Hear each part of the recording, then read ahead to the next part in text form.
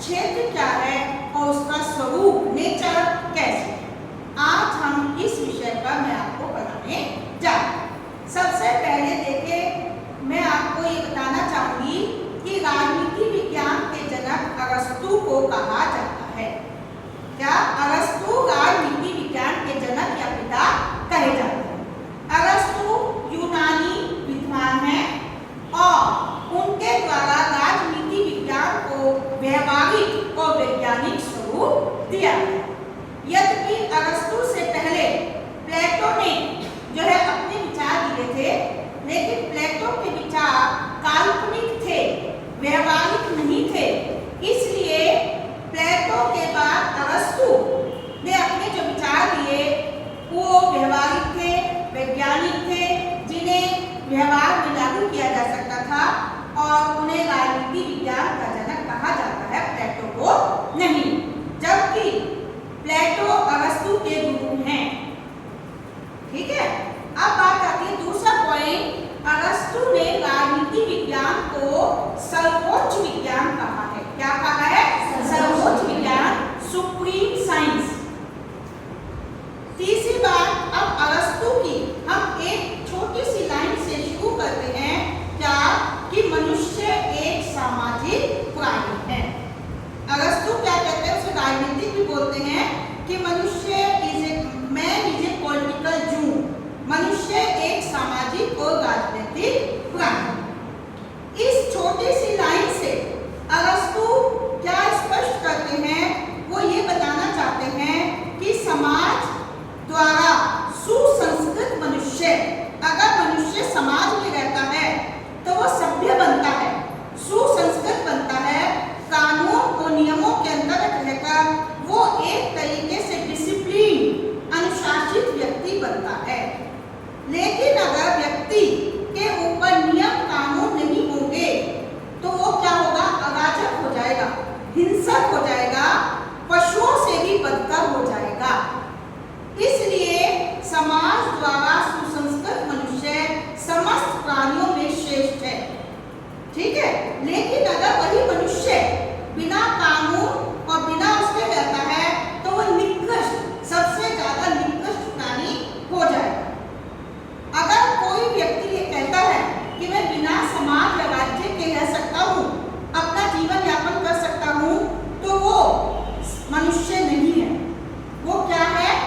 या तो कोई देवी देवता है या जंगली जानवर जो अकेले में रह सकता है, जंगल में रह सकता है, जिसे समाज की या अन्य लोगों की जरूरत नहीं है।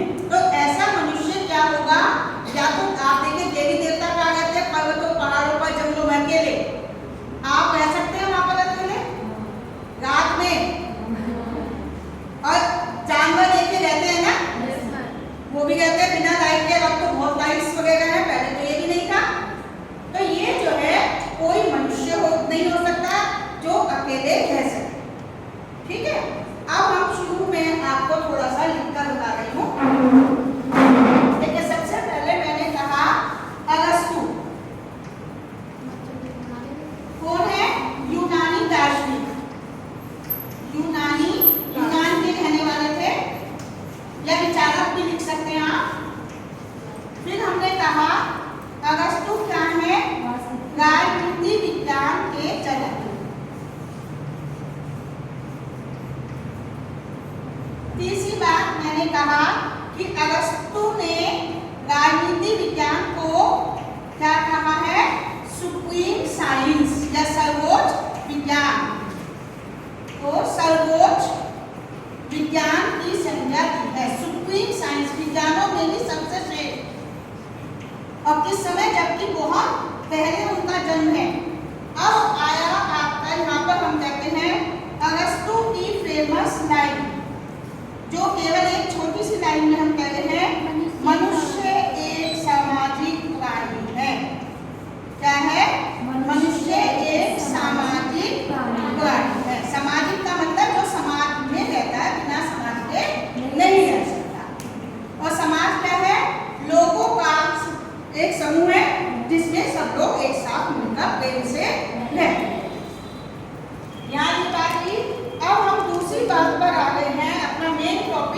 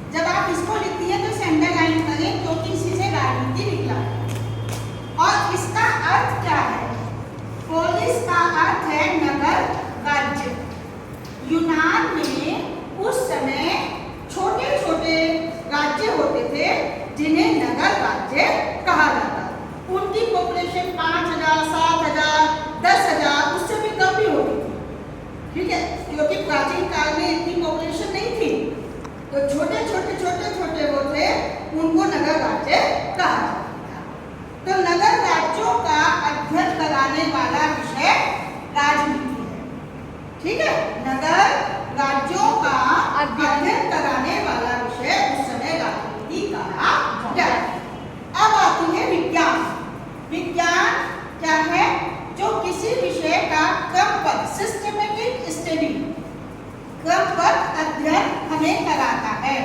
क्या? सिस्टमेटिक। देखिए ये नहीं कि हम कहीं कुछ शुरू कर दें, जैसे कभी तो हमने पहले जैसे हम कोई भी चीज बनाते हैं करते हैं तो पहले उसकी रेसिपी लिखते हैं, उसकी मात्रा लेते हैं, उसके बाद उसको तैयार करते हैं, है ना।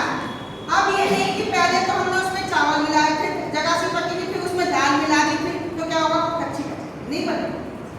क्रम से सिस्टमेटिक हमें क्या करना है ना।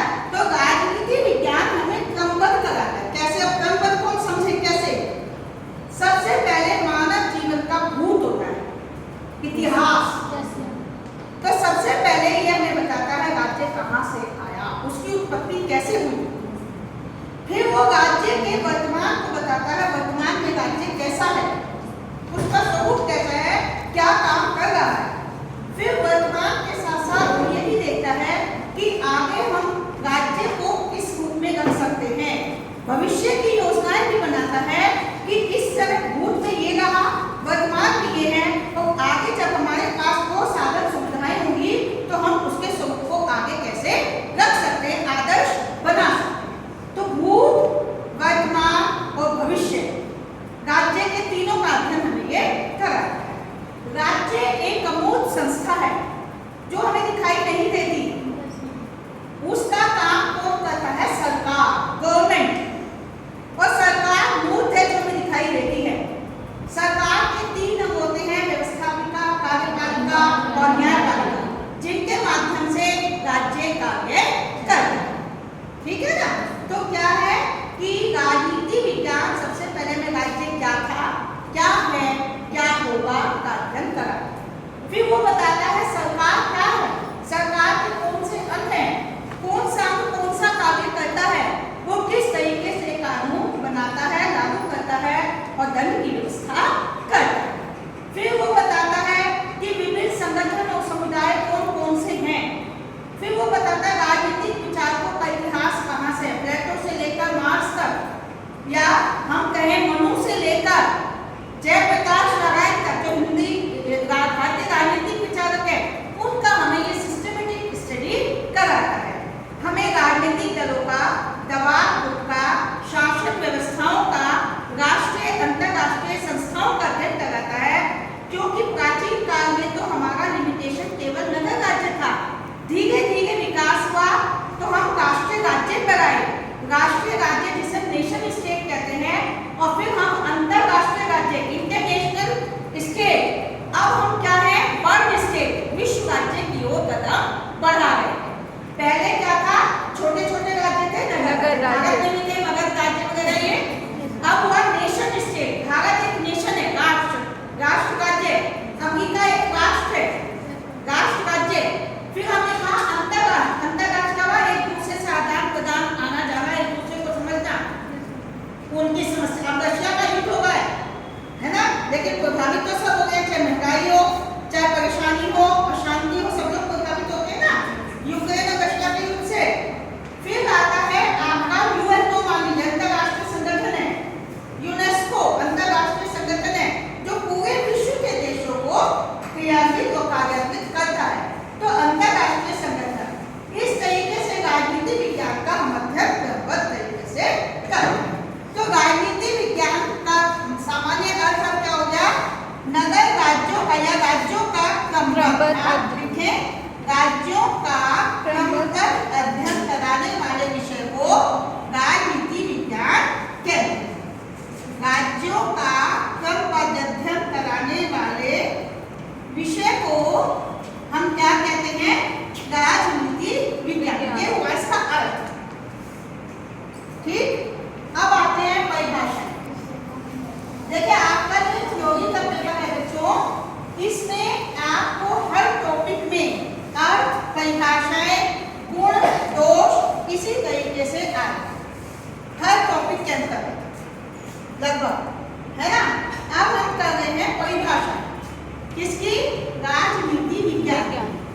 देखिए राजनीति विज्ञान राज्य और मानव से संबंधित है, जो निरंतर विकासशील है, स्थिर नहीं है, है ना, विकसित है। अभी मैंने बताया नगर राज्य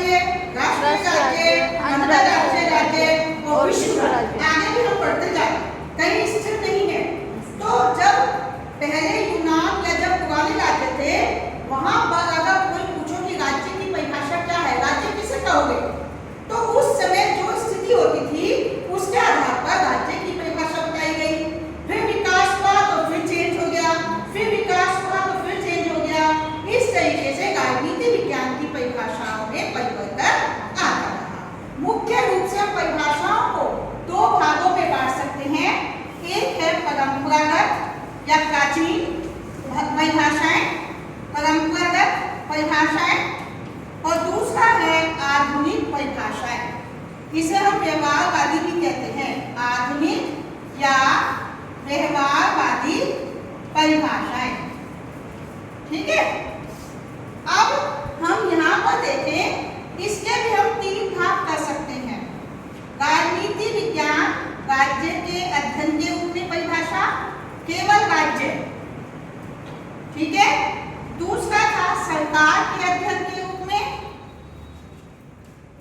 और तीसरा था राज्य और सरकार दोनों, राज्य और सरकार दोनों। अब अगर हम देखें राज्य के अध्ययन, राज्य का जो अध्ययन है उसकी परिभाषाओं में सबसे अच्छी और छोटी सी परिभाषा है गार्डनर। विद्वान है, लेखक का नाम क्या है? गार्डनर। गार्डनर ये कहते हैं राजनीति विज्ञान का प्रारंभ और अंत, शुरू भी और अंत भी किससे होता है? राज्य से। राजनीति विज्ञान की शुरुआत भी राज्य से होती है और अंत भी राज्य पर होता है।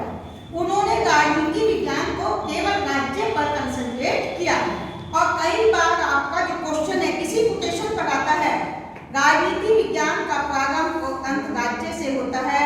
चाहे तो नाम दे देंगे गार्डनर का या कहेंगे इसको स्पष्ट कीजिए, आएगा यही प्रश्न, लेकिन गार्डनर की परिभाषा से वो शुरू करवाते हैं।